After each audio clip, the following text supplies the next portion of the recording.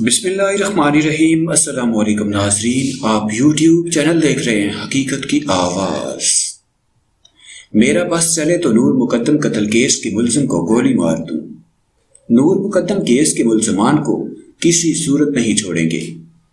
خطرات ہیں لیکن موت اللہ کے ہاتھ میں ہے۔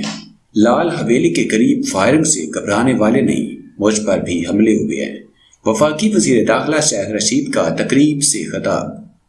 اس ویڈیو کی اہم تفصیلات ابھی جاری ہیں، آپ سے گزارش ہے کہ اس ویڈیو کو لائک کریں۔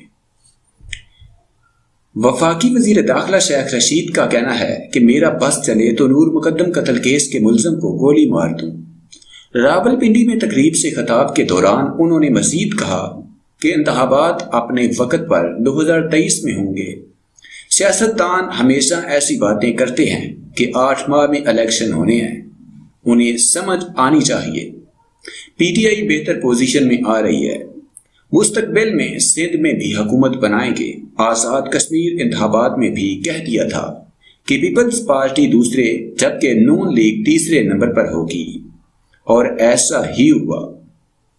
آزاد کشمیر کے وزیر اعظم کون ہوں گے یہ تو وزیر اعظم عمران خان کو ہی پتہ ہوگا۔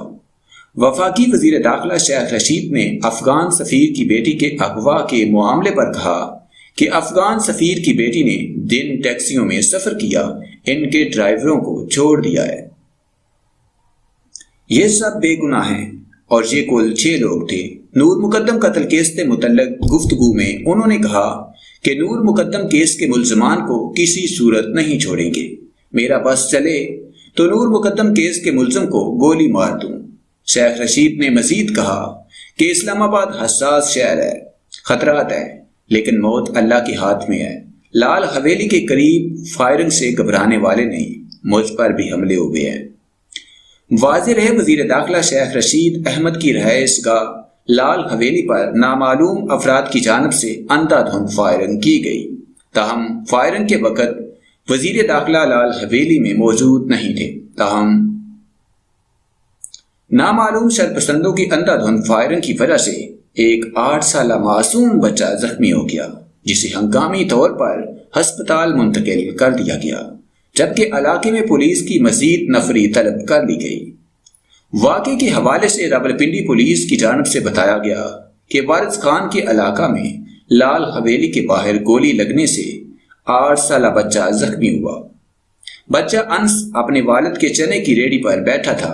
بچے کو ہسپتال منتقل کر دیا گیا، جہاں اس کی حالت خطرے سے باہر بتائی جاتی ہے۔ پولیس افسران موقع پر موجود ہیں، واقعہ کی تحقیقات جاری ہے، قانونی کارروائی عمل میں لائی جائے گی۔